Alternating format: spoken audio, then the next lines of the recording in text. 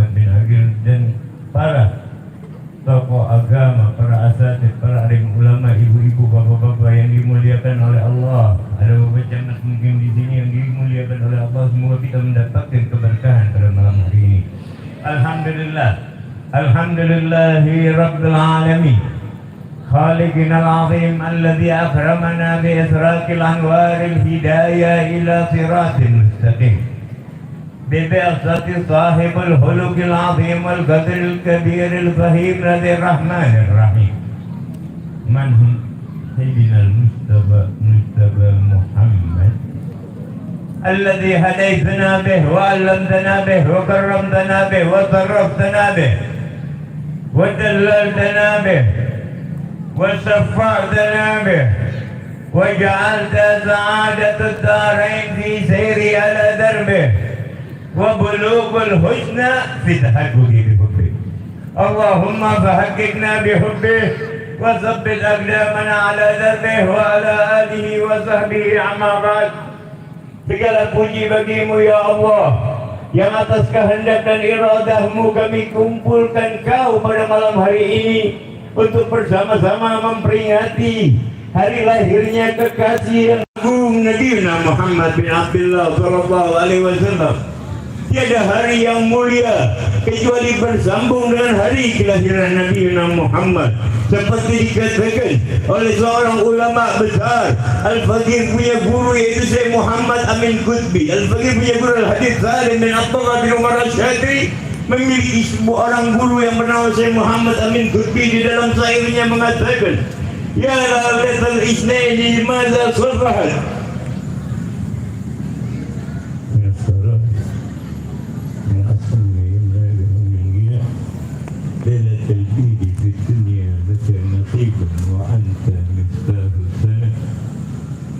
والقدر والأعياد والمعراج من هزناتك التي تحضن عينا.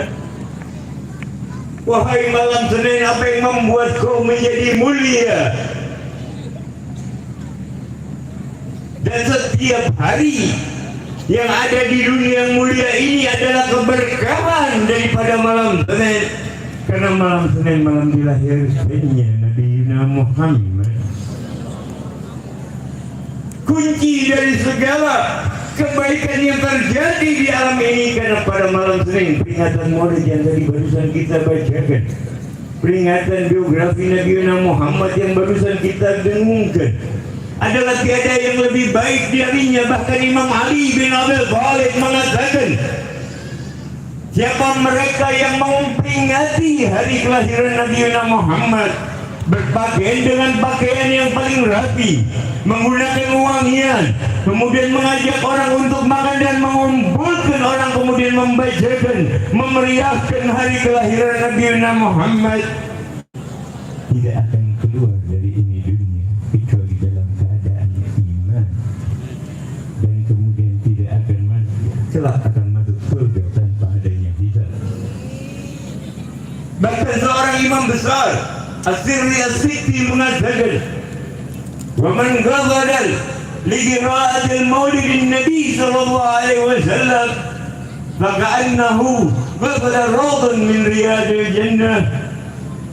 Barang siapa mereka yang bertujuan memperingati hari kelahiran Nabi Muhammad, seperti seakan-akan mereka bertujuan menghadiri taman dari taman surganya Allah. Karena kata beliau, ulama tadi mengatakan, karena la tasud fi hadhim bi qira'atil maul ila li mahabbatin Nabi sallallahu alaihi wasallam. Karena tidak mungkin mereka yang hadir di tempat ini, boleh panitia merancangkan, boleh semua mengkonsepkan, penentu Allah, pemilik kita hadir untuk di tempat ini adalah Allah. Jika Allah tidak mengizinkan berapa banyak yang sudah diharamkan untuk hadir dan berapa banyak yang jauh mendapatkan ini kenikmatan untuk hadir.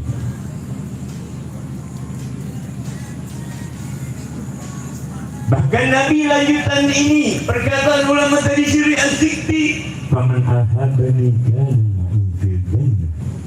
Siapa mereka yang cinta kepadaku, Kadang manusia di zaman sekarang persepsi yang dirubah oleh musuh-musuh Islam bukanlah dengan secara gamblang, tapi yang dirusak adalah cara berpikir mereka, persepsi mereka tentang kehidupan di dunia, tentang agama Islam, tentang agama yang disiarkan oleh Nabi Muhammad, bahkan terusirkan dari kotanya Mekah. Tidur beralaskan batu di dalam riwayat 2 hari 3 malam ketika ingin menuju kota Madinah hanya agar kalimat la ilaha illallah hingga kita di abad ke-15 ini Hijriah 1444 masih mampu dan beriman atas berkat Nabi Muhammad. Ada yang tidak beralaskan batu dan antara kita mungkin 3 hari. Apakah kita jauh lebih baik dari Nabi Muhammad? Adakah di antara kita yang terikatkan perutnya karena menahan lapar? Itu terjadi pada diri Nabi Muhammad dan terjadi pula pada keluarga Nabi Muhammad.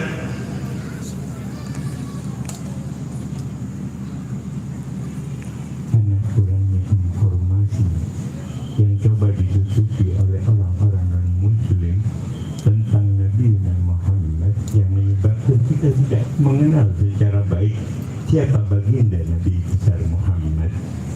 Jikalau orang Barat ingin mengatakan bahwa Nabi Muhammad adalah seorang yang pecinta wanita, maka ketahuilah, analisalah dengan baik. Semenjak usia mudanya menikah dengan Khadijatul Kubra, baru ketika setengah tahun sebelum hijrah Nabi Muhammad, Khadijah wafat, maka Nabi Muhammad kurang lebih berumur 52,5 tahun menikah dengan yang lain. 25 sampai 52 tahun setengah, 17 tahun Nabi Muhammad hanya memiliki seorang istri. Dan di saat masa-masa produktifnya, di saat-saat manusia di dalam masa mudanya, Nabi Muhammad hanya memiliki seorang istri. Jadi gugurlah yang mengatakan hal tersebut. Maka Karen Armstrong berkata di dalam bukunya yang terakhir yang tadinya mencaci maki Nabi Muhammad, dia berkata di dalam bukunya yang terakhir, Allah demi Tuhan, jika Nabi Muhammad hari ini zaman laksana manusia hidup dalam keadaan bahagia dan terselesaikan permasalahan dan solusi-solusi akan ditemukan dan manusia akan hidup dalam keadaan damai. Jaga kita punya persepsi. Cukuplah Nabi Muhammad sebagai suri tauladan kita. Laqad kana lakum fi Rasulillahi uswatun hasanah. Adakah contoh yang lebih baik daripada Nabi Muhammad? Adakah makhluk yang lebih baik daripada Nabi Muhammad? Bukankah semua alam diciptakan ini berkat Nabi Muhammad? Bahkan Ibn Abil al-Hambali ketika ditanya aina al-afdal bainal Ka'bah wal hijrah Nabi Muhammad, mana yang lebih mulia wahai imam antara Ka'bah, Baitullah dan kubur Nabi Muhammad? Jikalau kau berkata tentang bangunan, maka Ka'bah jauh lebih mulia. Jika kau berbicara tentang bangunan dan menanyakan hal tersebut kepadaku, maka Ka'bah jauh lebih mulia. Tapi jikalau kau bertanya hal ini dengan maksud siapa yang ada di dalam hujrah Nabi Muhammad, maka dia berkata, la arsa wa la hamlatuha, la jannah wa la na'imuha, la tuhzan bi jasadi Nabi Muhammad. Dia berkata, walaupun ars dan malaikat para pemikulnya, surga dan segala kenikmatan-kenikmatannya dan segala yang ada di alam ini tidak akan pernah seimbang dengan Nabi Muhammad. Karena semua yang ada di alam ini berkat terciptanya, berkat cahaya Nabi Muhammad. Adanya surga, adanya segala macam cara berkat Nabi Muhammad. Kalimat la ilaha illallah telah sampai pada kita, hingga kita di Indonesia ini mengerti ajaran iman, Islam dan ihsan. Mengerti arkanul Islam ada 5, mengerti arkanul iman ada 6 dan mengerti anta budaka annaka tara fa in lam takun tara fa innahu yara. Sembahlah Allah seakan-akan kalian melihat Allah. Jikalau kalian tidak mampu melihat Allah, maka tahuilah bahwa Allah melihat kalian. Ini coba dirusak oleh orang-orang di luar Islam sehingga menjadikan dunia laksana hanya sebagai tujuan akhirnya dan melupakan kehidupan akhirat. Menjadikan dunia ajaran yang telah dibawakan oleh Nabi Muhammad dengan mengorbankan segala apa yang dimilikinya. Dan sahabat Nabi Muhammad, sering kita mendengarkan bagaimana Ibunda Ammar bin Yasir ketika di kota Makkah hanya untuk meninggalkan kalimat ahad tidak rela keluar dari dalam dirinya keimanan kepada Nabi Muhammad dan keesaan kepada Allah, karena tidak Tuhan lain selain Allah. Ini yang coba dirusak oleh musuh-musuh Islam, sehingga Nabi Muhammad sempat bersabda di dalam hadisnya, kelak di akhir zaman memang tidak ada lagi Lata, Uzza wal Manat, tapi kelak di akhir zaman akan ada Tuhan-Tuhan baru, yaitu dinar wa dirham, dan mereka akan mengejar itu.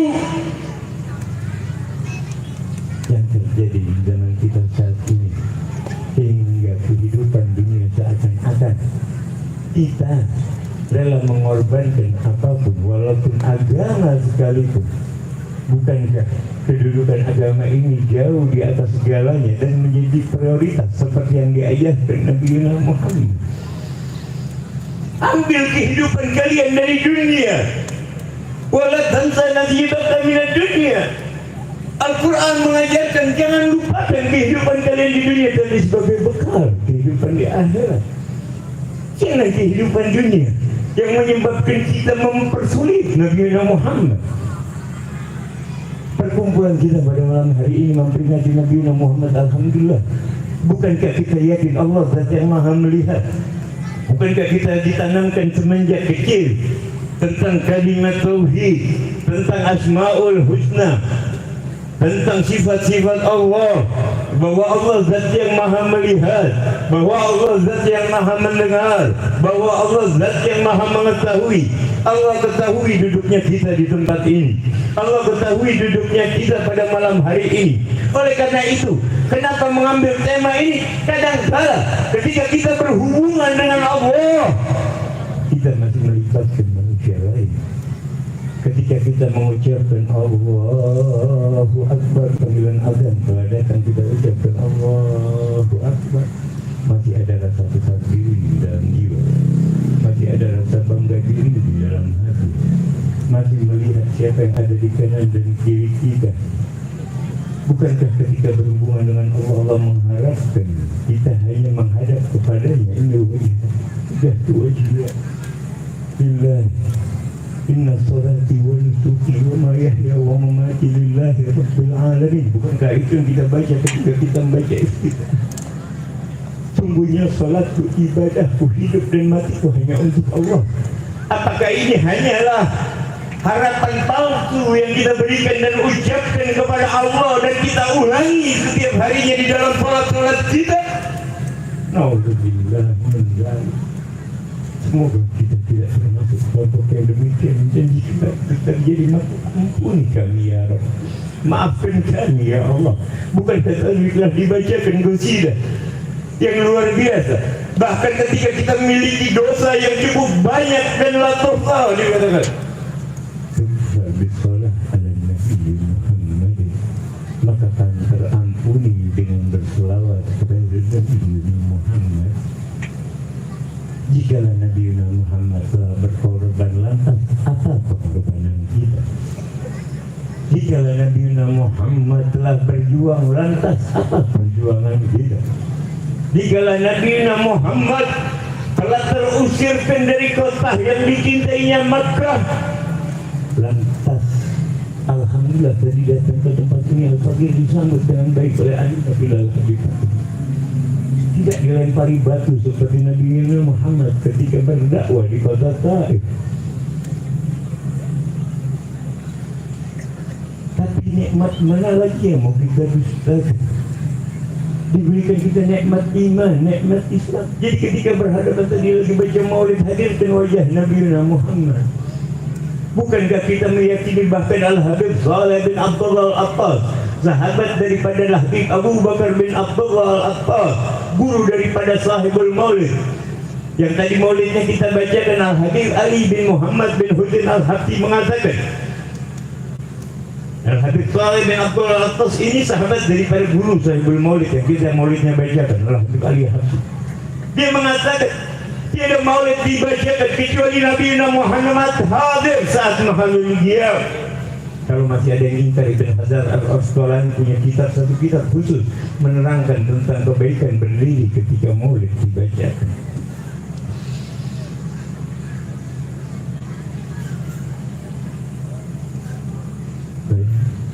Apa yang sudah kita lakukan untuk Nabi Muhammad? Apa yang sudah kita berbuat untuk Nabi Muhammad? Tadi kita diperintahkan berdiri untuk menghormati, bayangkan karena Nabi Muhammad hadir. Yang berkata seorang wali Allah, yang berkata seorang arif billah, bahkan sahabat dari pengarang kitab Sintudurar Al-Habib Ali bin Muhammad Al-Habib Ahmad bin Hasan Al-Attas. Ini guru daripada saya punya gurunya, kakek daripada saya punya guru sana. Saya bersambung kepada Habib Hasan, Habib Hasan bersambung kepada ayahnya Habib Abdullah bin Umar Al-Syadri, dan Habib Abdullah bin Umar belajar kepada Habib Ahmad bin Hasan Attas. Dia berkata, dua dari para leluhur kami, dua dari para ashabun salihin yang tidak akan keluar dari nafasnya kecuali detak jantungnya semenjak usia tamyiz 7 tahun 8 tahun, kecuali bernilai ibadah kepada Allah. Ada dua orang kata beliau, Al-Habib Ahmad bin Hasan Attas. Yang pertama Syekh Habib Bakar bin Saleh, yang kedua Al-Habib Saleh bin Abdullah Al-Attas. Dan bahkan kalau maulid tibai yang dibacakan, maka Nabi Muhammad hadir dari awal sampai akhir. Jadi ketika kita maulid, hadirkan wajah Nabi Muhammad. Karena bagi mereka yang mempelajari prosa bahasa atau grammar di dalam bahasa Arab atau ilmu nahwu di dalam bahasa Arab, kebanyakan domir yang dibacakan adalah domir khitab. Domir yang dibacakan seakan-akan Nabi Muhammad hadir di hadapan kita. Assalamualaikum ayyuhan nabiyyu wa rahmatullahi wa barakatuh. Tadi waktu al-Qadhi Tasofa dibacakan, Sama'il pernah dibacakan. Apa yang itu? Assalamualaikum ayyuhan nabiyyu wa rahmatullahi wa barakatuh. Hadir, lantas kita masih berpaling jiwa kita, lantas masih berpaling hati kita dan memikirkan hal-hal yang lain, sehingga ketika keberkahan Allah turunkan pada malam hari ini, kita tidak mendapat apapun. Tidak kita akan bawa pulang karena hati kita berpaling. Kalau saya saja berbicara sama saudara, lantas saudara memalingkan wajah saudara, laksana saya akan tersinggung. Bagaimana Allah dan Rasulnya ketika kita berhadapan betul-betul mengaku, aku ingin salat menghadapmu ya Rabb, tapi hati kita masih memikirkan hal selain Allah. Jadi dikala kita sedang beribadah, lupakan semua atribut-atribut kita. Jangan pikirkan lagi apa yang ada di sebelah kita. Kosongkan diri kita dari apapun dan siapa diri kita, bahwa kita mampu berdiri dan mengerjakan sholat, mampu duduk di tempat ini dan berselawat karena berkat Nabi Muhammad, dan Allah izinkan atas diri kita. Syukuri nikmat tersebut. La in syakartum la azidannakum wa la in kafartum inna azabi lasyadid. Jikalau kalian bersyukur, laksana Allah akan tambahkan nikmat di atas nikmat, nikmat di atas nikmat, nikmat di atas nikmat. Tapi jikalau kalian kufur, maka ketahuilah azab Allah teramat pedih. Jikalau kita bersyukur, kita akan dapat pulang dari tempat ini, kita bawa cahaya Nabi Muhammad ke rumah kita, sehingga kita terangi rumah kita dengan bacaan salawat kepada Nabi Muhammad. Karena tadi dikatakan tidak ada orang sumpah, tidak ada orang gelisah, tidak ada orang bingung, tidak ada orang, kecuali jikalau berselawat kepada Nabi Muhammad, maka akan diangkat semua itu kesulitan. Kita sangat meyakini hal tersebut. Kita sangat mengagungkan hal tersebut karena Allah sendiri yang berselawat kepada Nabi Muhammad. Inna Allaha wa malaikatahu yusholluna 'alan nabi. Tapi sudah seberapa jauh diri kita dengan ajaran Nabi Muhammad? Kita yang masing-masing tahu. Maka itu Nabi Muhammad bersabda, hasibu anfusakum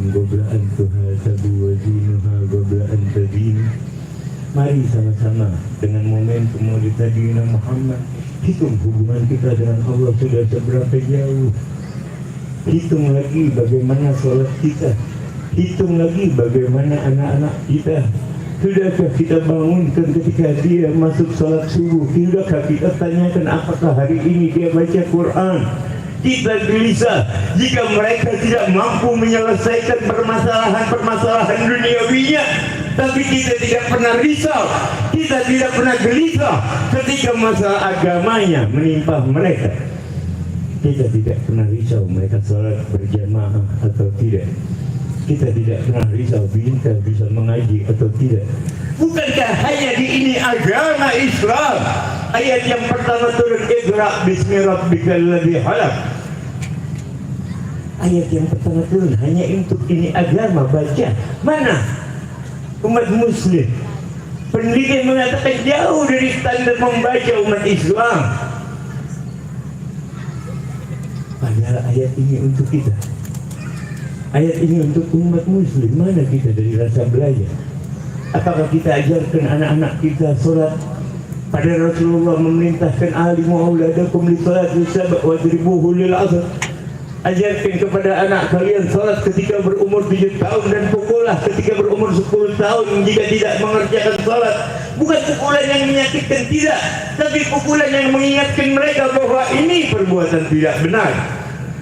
Dan ternyata di akhir baru dipakai oleh para tokoh psikolog yang menganut paham behavioristik. Karena alhamdulillah sepulangnya dari Hadramaut masih sempat belajar ilmu kejiwaan, ilmu psikologi. Dipakai ini oleh pakar psikologi. Di antaranya mereka Ivan Pavlov dan sebagainya mengatakan jadi ada punishment dan reward. Jadi betul ajaran Nabi Muhammad dipakai oleh mereka. Kalau Sigmund Freud mengatakan 0 sampai 6 tahun adalah usia emas, maka Nabi Muhammad mengatakan bahkan sebelum kita menikah, Nabi Muhammad menganjurkan bagaimana kita memilih wanita dan pasangan kita. Wanita memilih pasangan suami, bagaimana kriteria yang diajarkan oleh Nabi Muhammad. Bagaimana malam pertama sudah diajarkan oleh Nabi Muhammad. Kenapa umat sekarang jauh daripada leluhurnya, jauh daripada akhlak pada kekasihnya?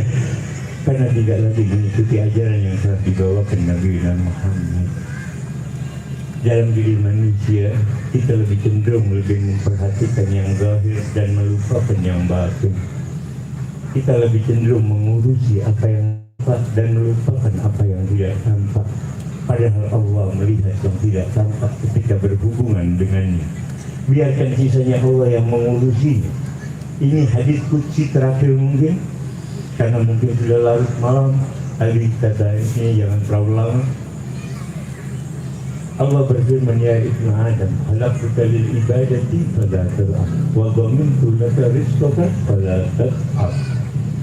Ya Ibnu Adam, in raditu bima qasamtuhu laka arahtu waybaka wa badanak wa kunta indi mahmuda.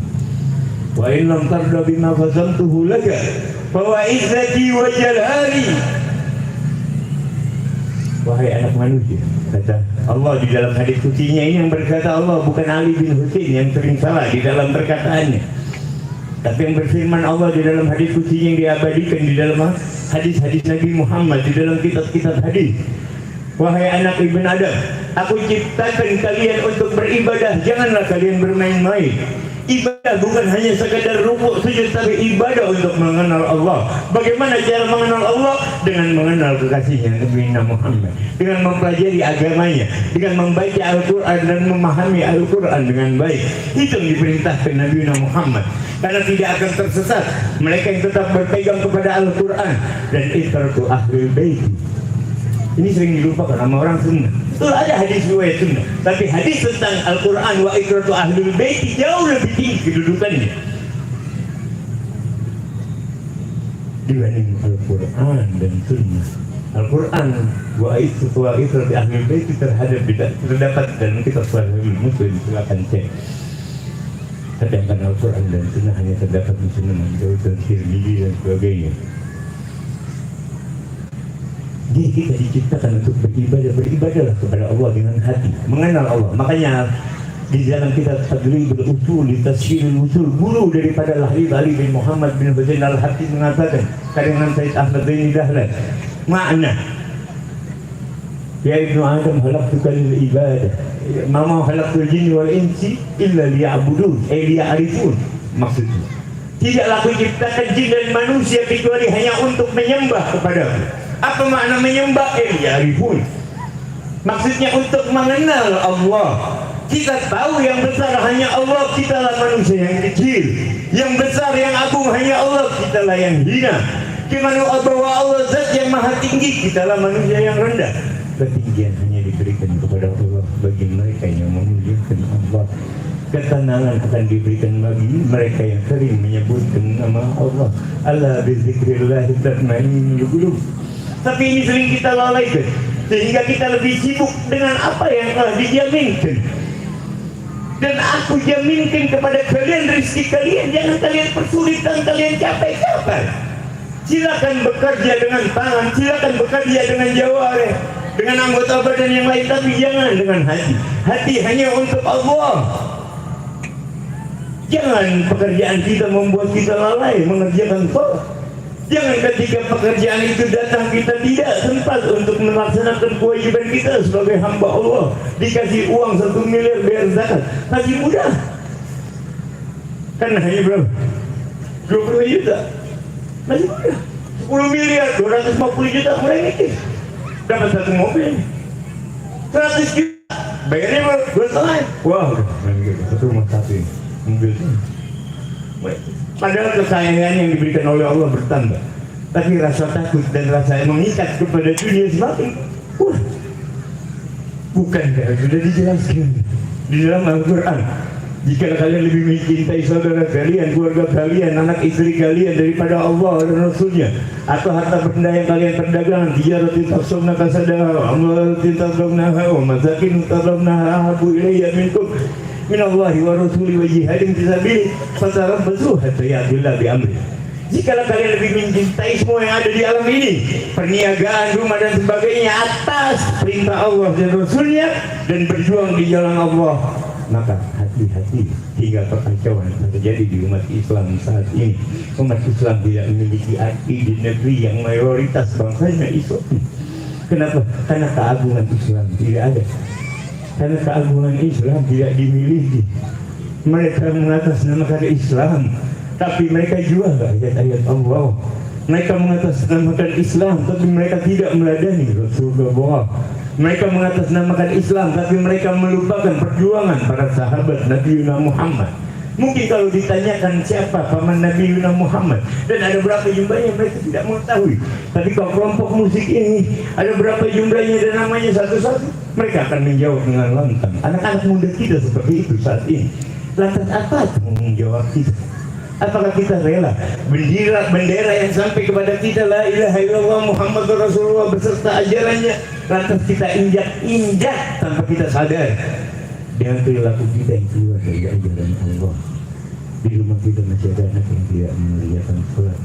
Di rumah kita istri kita tidak menutup auratnya. Di rumah kita masih ada suami-suami yang tidak bertanggung jawab terhadap anak dan istrinya. Masih terdapat kakak yang tidak menyayangi adiknya, adik yang tidak menghormati kakaknya. Apakah ini ajaran yang diajarkan Nabi Muhammad? Masih ada tetangga-tetangga kita yang tidak memiliki ilmu agama dan kita miliki, dan kita tidak akan datang kecuali mendapatkan bayaran dan hidangan yang sangat istimewa. Apa yang dapatkan Nabi Muhammad? Allah yang diajarkan Nabi Muhammad tidaklah seperti yang dibayangkan saat ini. Nabi Muhammad melakukannya bukan untuk kenikmatan duniawi, karena dia tahu kehidupan duniawi, kata Imam Haddad, wa madarud dunia illa kajilal. Tidaklah kehidupan dunia ini kecuali hanyalah sementara dan seperti jalan menuju kehidupan keabadian. Jangan kalian tukarkan kehidupan yang sementara dengan kehidupan yang kelak abadi. Mari jadikan sama-sama momentum Maulid Nabi Muhammad. Bagaimana kalau berhubungan dengan manusia, kita sama-sama sering mendengar bagaimana orang Yahudi yang miskin yang bahkan mencaci maki Nabi Muhammad dan buta matanya disuapi setiap saat oleh Nabi Muhammad ketika ingin melewati orang tersebut.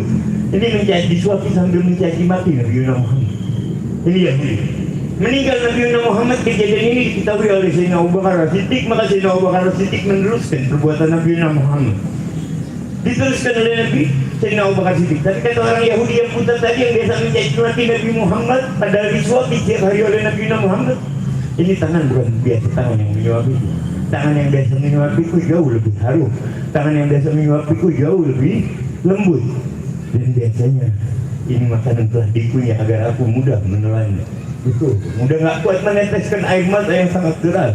Abu Bakar As-Siddiq dan mengatakan, tahukah kau bahwa yang biasa menyuapimu adalah orang yang kau caci maki setiap hari. Jadi mana hal kita dibanding Nabi Muhammad? Mudah-mudahan dengan momentum perang hari ini dijadikan kita umat Nabi Muhammad yang membuat bangga Nabi Muhammad, yang membuat tersenyum Nabi Muhammad. Karena paling tidak kita sudah mencoba meringankan beban dari Nabi Muhammad. Jangan lagi persulit Nabi Muhammad kelak di hari persidangan ketika harus bersujud, sehingga di dalam singgasana Allah ketika Nabi lain mengangkat tangan, Nabi Muhammad masih berkata analah sehingga bersujud. Allah dan berfirman ya Muhammad cukup sudah angkat kepala, maafkan, berikan syafaat kepada yang ingin kau berikan syafaat. Itu firman Allah. Jika kau ingin bahkan aku berikan urusan umatmu kepadamu ya Muhammad. Tapi kata apa kata Nabi Muhammad? Anta arhamu bihi ya Rabb. Kau lebih menyayangi hamba-hambamu ketimbang aku ya Allah. Ya Allah ya Rabbana, kau yang menyaksikan maka telah kau saksikan, kau yang mendengarkan telah kau dengarkan. Habis ini kita aminkan, kita angkat tangan kita mohon kepada Allah bahwa tiada zat yang akan mengabulkan doa kita kecuali hanya Allah. Tiada zat yang akan membantu kita kecuali hanya Allah. Tiada zat yang akan menolong kita kecuali hanya Allah. Kita sama-sama yakini semuanya hanyalah wasilah. Jika kita katakan dokter sebagai penyembuh dari penyakit kita, maka kita telah keluar dari ajaran Islam. Karena dokter hanyalah wasilah, sebab. Tapi musabbibul asbab wallah. Jangan seakan-akan kita seperti anak kecil laksana ketika diberikan hadiah kita sibuk dengan hadiah lantas melupakan sang pemberi hadiah yaitu Allah.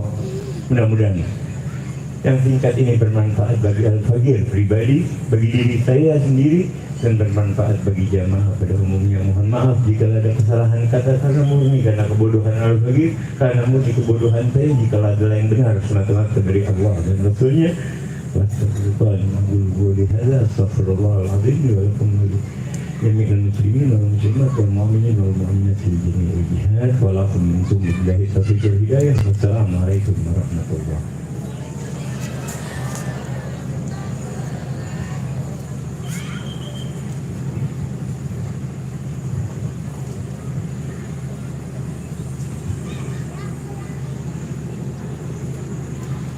Bismillahirrahmanirrahim. Alhamdulillah rabbil alamin. Allahumma salli wa sallim ala sayyidina Muhammadin fil awwalin. Allahumma salli wa sallim ala sayyidina Muhammadin fil akhirin. Allahumma salli wa sallim ala sayyidina Muhammadin fi kulli waqtin wa hin. Allahumma